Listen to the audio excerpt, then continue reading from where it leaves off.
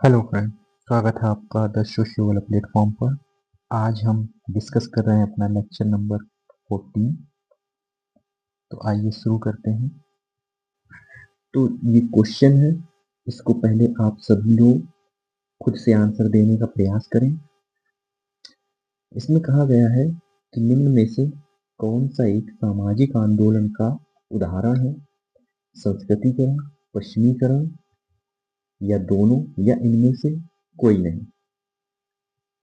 तो संस्कृतिकरण जो है वो निम्न जाति द्वारा अपने से उच्च जातियों की मूल्य, नियम, मान्यताओं को फॉलो किया जाना और निम्न जाति द्वारा उच्च जातियों के मूल्य, नियम और मान्यताओं को फॉलो करने की प्रक्रिया संस्कृतिकरण कहलाती है। पश्चिमीकरण क्या है? जो पश्चिम के मूल्य, नियम, मान्यताओं को फॉलो करना, और ये जो प्रक्रिया है पश्चिम के सिद्धांतों को, मूल्यों को, नियमों को अपनाने की प्रक्रिया पश्चिमीकरण है। संस्कृतिकरण और पश्चिमीकरण का जो कॉन्सेप्ट है वो एम श्रीनिवास ने दिया था। अब इसमें कहा गया है कौन सा एक सामाजिक आंदोलन का उदाहरण है। तो संस्कृतिकरण, पश्चिमीकरण ये तो सामाजिक आंदोलन के उदाहरण नहीं है, इसलिए ऑप्शन इसका ऑप्शन बी सही हो जाता है। सामाजिक आंदोलन क्या होता है? सामाजिक आंदोलन जो समाज में परिवर्तन लाने या परिवर्तन रोकने के लिए किया गया सामूहिक प्रयास, उसे हम सामाजिक आंदोलन कहते हैं। अब इसमें भी विद्वानों की अलग अलग राय है। कोई कहता है कि सामाजिक परिवर्तन लाने की प्रक्रिया के रूप में इसे परिभाषित करता है, और ये विद्वान है एम राव और सी राइटमैन। और कुछ विद्वान इसे समाज में परिवर्तन रोकने के लिए किए गए सामूहिक प्रयास के रूप में परिभाषित करते हैं, और वो विद्वान है टर्नर। आगे बढ़ते हैं। मेगा सिटी उसे कहते हैं जिसकी आबादी होती है, तो जो भारतीय समाज है उसमें अलग अलग जनसंख्या के आधार पर शहरों को वर्गीकृत किया गया है। सबसे पहले आते हैं हमारे गांव। गांव के बाद और बड़ी जनसंख्या बढ़ जाती है, तो उसके बाद गांव ही बन जाता है टाउन। और जब आबादी और अधिक हो जाती है तो वो टाउन आगे चलकर बन जाता है सिटी। फिर और अधिक आबादी हो जाती है तो वो सिटी ही आगे चल के बन जाती है मेट्रोपॉलिटन सिटी। फिर जब आबादी और अधिक होती है तो वो बन जाती है मेगा सिटी, जैसे कि दिल्ली हो गया, मुंबई हो गया, कोलकाता हो गया, चेन्नई हो गया। ये सब मेगा सिटी के एग्जाम्पल हैं। मेट्रोपॉलिटन सिटी और मेगा सिटी। अब गांव वे हैं जिनकी आबादी 5,000 से कम होती है, वो गांव कहलाते हैं।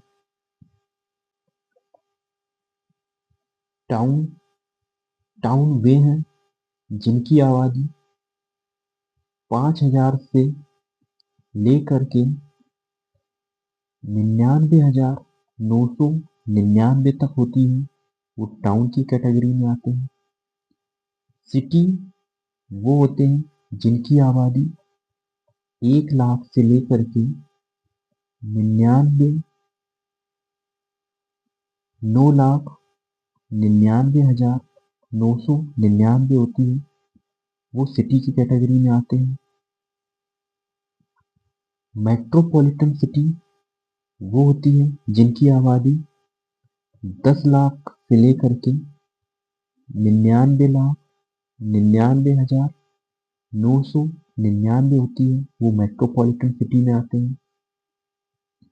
और मेगा सिटी जिनकी आबादी 1 करोड़ से अधिक होती है, वो सब मेगा सिटी में काउंट किए जाते हैं। तो इस प्रकार से इसका राइट आंसर क्या होगा कि मेगा सिटी किसे कहते हैं? मेगा सिटी 10 मिलियन या उससे अधिक आबादी वाले शहर को कहते हैं। 1 करोड़ प्लस का मतलब है 10 मिलियन,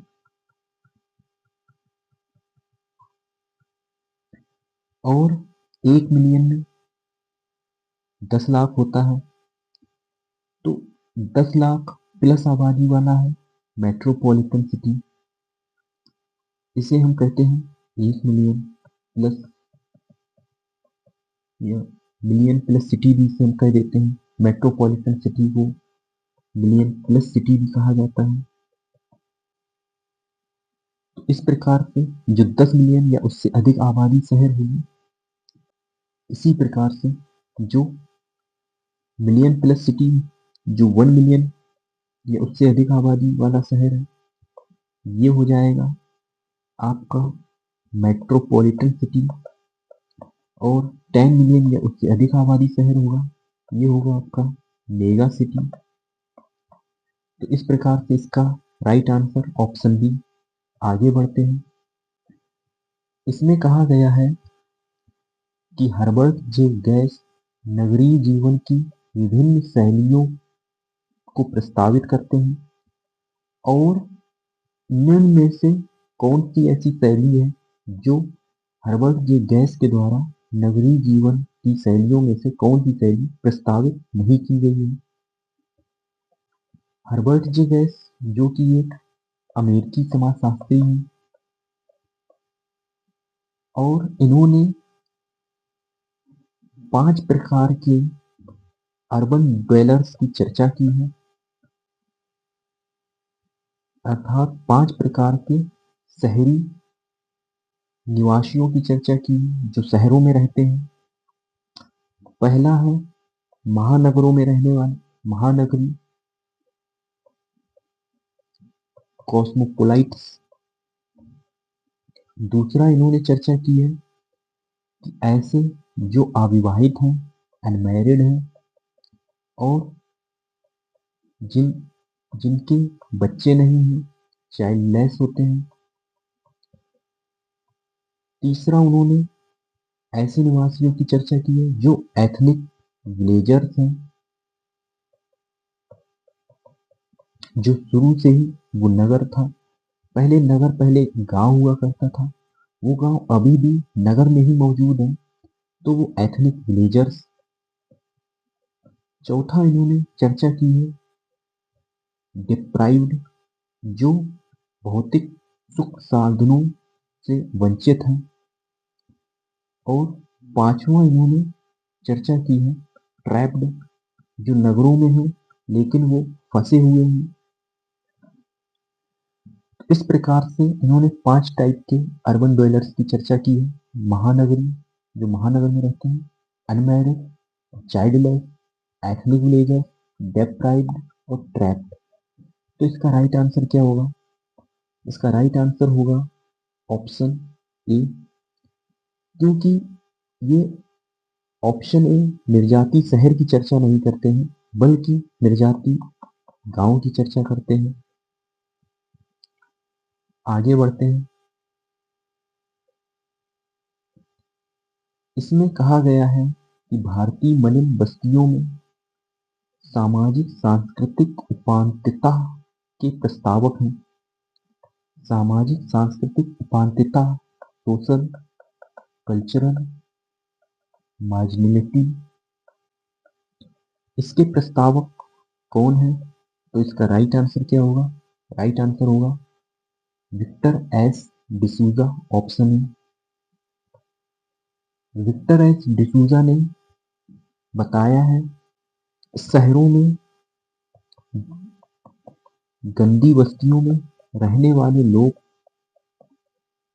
जो गंदी बस्तियों में, शहरों में गंदी बस्तियों में रहने वाले लोगों के कल्चर के बारे में, और इन्होंने बताया है कि जो शहर हैं, शहर में जो गंदी बस्तियां होती हैं, वहां पर लोग निम्न स्तर के कल्चर का विकास कर लेते हैं, और जो गंदी बस्तियां होती हैं वहां पर आपको चोरी, लूटपाट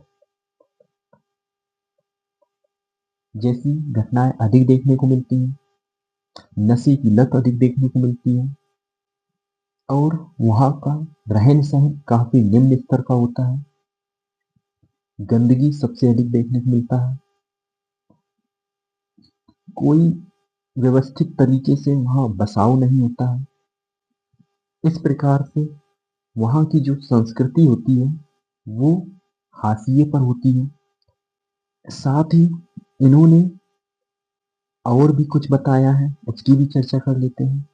जैसे इन्होंने अपने कॉन्सेप्ट दिया है, शहरीकरण का कॉन्सेप्ट। शहरीकरण के अपने कॉन्सेप्ट में ही इन्होंने ये सारी बातें बताई हैं, और इन्होंने सामाजिक परिवर्तन का भी विचार दिया है। और सामाजिक परिवर्तन के अपने विचार में इन्होंने सामाजिक परिवर्तन के प्रमुख साधन को, जो सामाजिक परिवर्तन का प्रमुख साधन है, उसे शिक्षा को माना है। और शहरों में झुग्गी झोपड़ियां और आवास की समस्या का भी इन्होंने अध्ययन किया है। और इन्होंने शहरी अर्थव्यवस्था में अनऑर्गेनाइज्ड सेक्टर है, उसकी भूमिका को भी रेखांकित किया है कि कैसे असंगठित क्षेत्र शहरी अर्थव्यवस्था में प्रमुख योगदान निभाता है।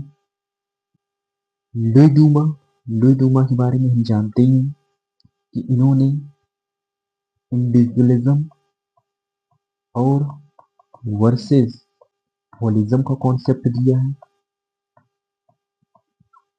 और साथ ही ये सबसे फेमस हैं अपनी पवित्रता और अपवित्रता के सिद्धांत के लिए, जो जाति के संदर्भ में इन्होंने दिया है। आगे बढ़ते हैं। इसमें कहा गया है कि निम्न में से कौन सा कथन उत्तर औद्योगिक नगर को समझने से संबंधित है। पहला ऑप्शन है, एक नगर में कुछ हजार लोग इसकी सीमाओं के अंदर रहते हैं। इसकी विशेषता अपेक्षाकृत बंद वर्ग व्यवस्था और सीमित गतिशीलता होती है। तो ये ऑप्शन गलत हो जाएगा, क्योंकि इसमें बंद वर्ग, जबकि उत्तर औद्योगिक जो नगर होते हैं वहां पे ओपन वर्ग सिस्टम होता है। एक नगर जिसमें अर्थव्यवस्था में वैश्विक वित्त और सूचना के इलेक्ट्रॉनिक प्रवाह की प्रधानता होती है। और ऑप्शन देखते हैं, एक नगर जिसमें समुचित आधारभूत संरचना की कमी होती है। गलत हो गया, क्योंकि जो उत्तर औद्योगिक नगर है उसमें आधारभूत संरचना की कमी नहीं बल्कि प्रधानता होती है, तभी वो नगर है। एक नगर जो कि देश के शासक अभिजात को स्थापित करने के लिए नया नया बसाया गया, शासक अभिजात को स्थापित करने के लिए शहर बसाया गया। गलत है। तो इसका राइट आंसर हो जाता है ऑप्शन बी। अब एक और फैक्ट की चर्चा करते हैं, जैसे पोस्ट इंडस्ट्रियल सोसाइटी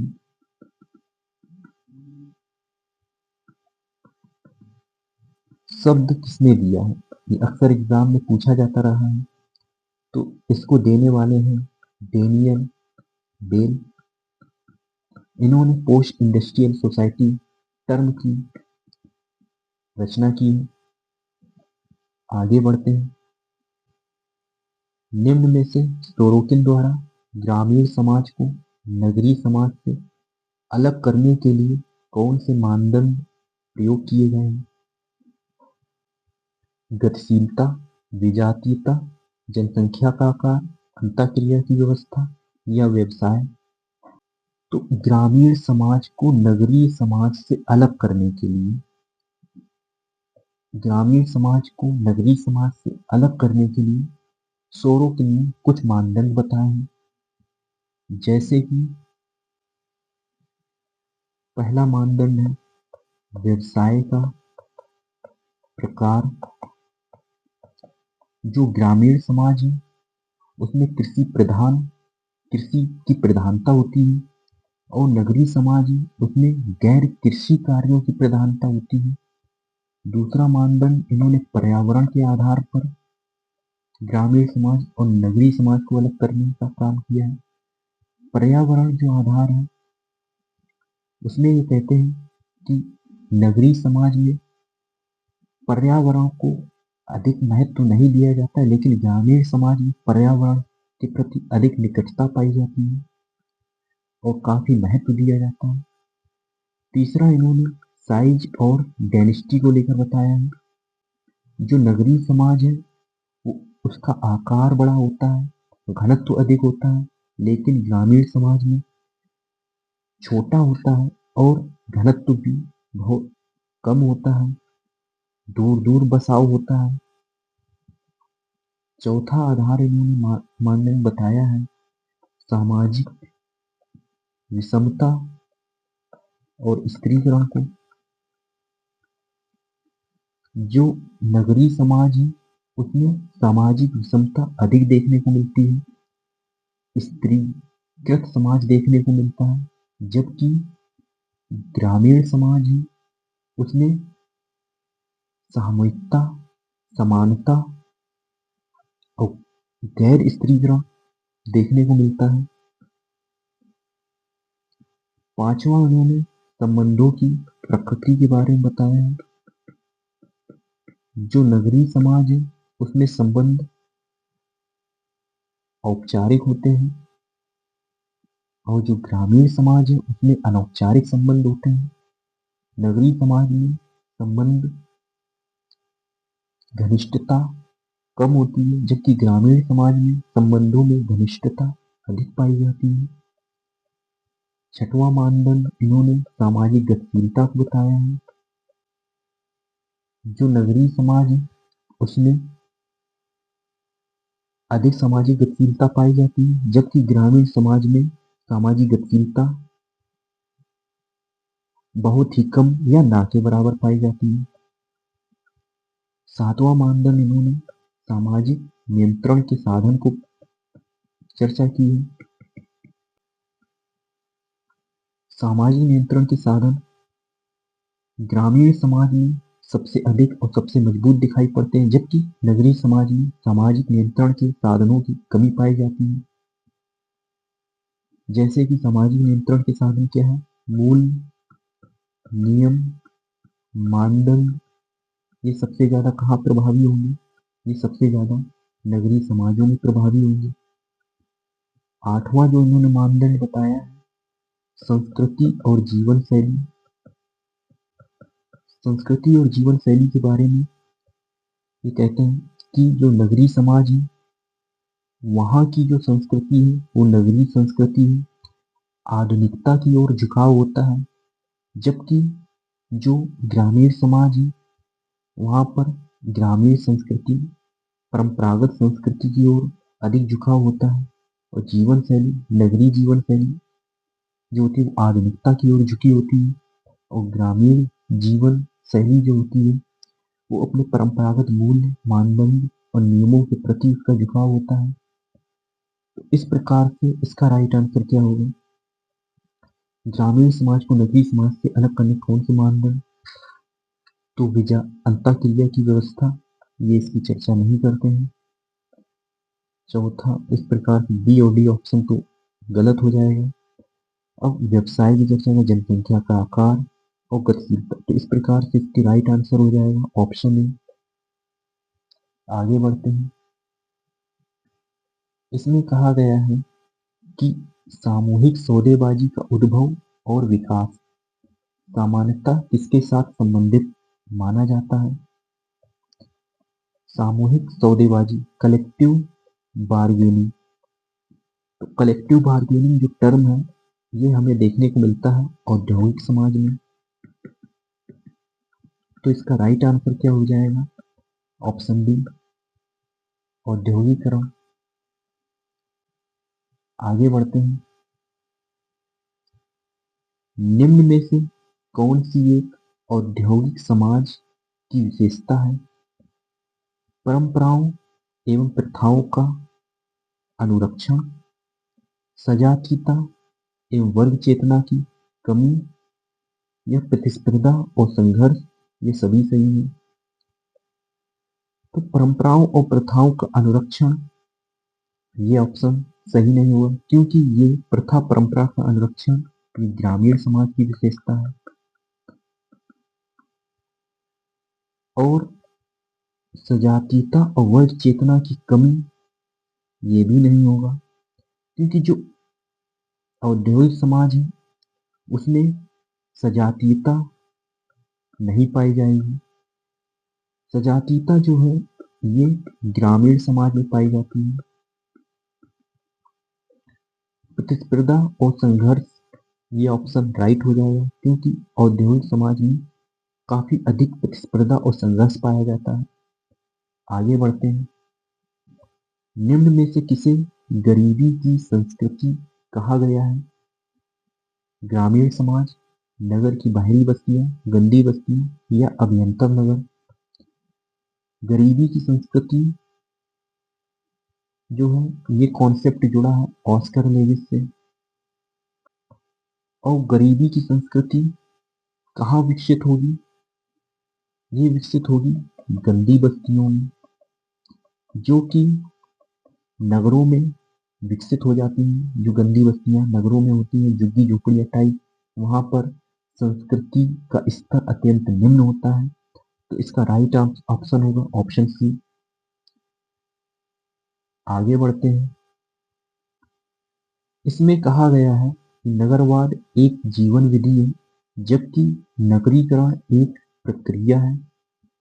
यह अंतर किसने दिया है, या यह विभेद किसने किया है? लुई वर्थ, रॉबर्ट पार, जी सीमेन, या max weber. Urbanism is a way of life, ये कॉन्सेप्ट किससे जुड़ा है? तो हम जानते हैं कि ये कॉन्सेप्ट लुई वर्थ से जुड़ा है। Urbanism is a way of life, Louis worth का कॉन्सेप्ट है। और इन्होंने शहरी जीवन के प्रति जो लुई वर्थ है काफी नकारात्मक नजरिया अपनाते हैं और शहरी जीवन को बहुत ही बुरा बुरा कहते हैं। इनका एक इम्पोर्टेंट कॉन्सेप्ट जो मैंने बताया कि urbanism is a way of life रहा है, जिसमें इन्होंने शहरी जीवन की 3 प्रमुख विशेषताओं की चर्चा की है। पहली विशेषता है साइज। नगरी समाज होता है उसका साइज अधिक होता है। दूसरी विशेषता है घनत्व, डेंसिटी, डेंसिटी अधिक होती है। हेट्रोजेनिटी अर्थात विषमता नगरीय समाजों में अधिक पाई जाती है। तो ये 3 विशेषताओं की उन्होंने चर्चा की है नगरीय समाज की, साइज, डेंसिटी और हेट्रोजेनिटी की। और साथ ही में जो लुई वर्थ है अल्पसंख्यक को संख्या के आधार पर परिभाषित नहीं किया है, बल्कि शक्ति और भेदभाव के आधार पर इन्होंने अल्पसंख्यक को परिभाषित किया है। वैसे मोस्टली हम लोग अल्पसंख्यक किसे मानते हैं? जो संख्या के आधार पर बहुत ही कम है उसे अल्पसंख्यक मानते हैं। लेकिन लुई वर्थ अल्पसंख्यक किसे मानते हैं? जिनके पास कम शक्ति और भेदभाव का अधिक से अधिक सामना कर रहे हैं, उन्हें अल्पसंख्यक मानते हैं। आगे बढ़ते हैं। थैंक यू गाइस, मिलते हैं नेक्स्ट लेक्चर में। तब तक के लिए थैंक यू। और वीडियो को सब्सक्राइब और लाइक करना ना भूलें अगर आप ऐसे ही और लेक्चर्स चाहते हैं। Thank you guys.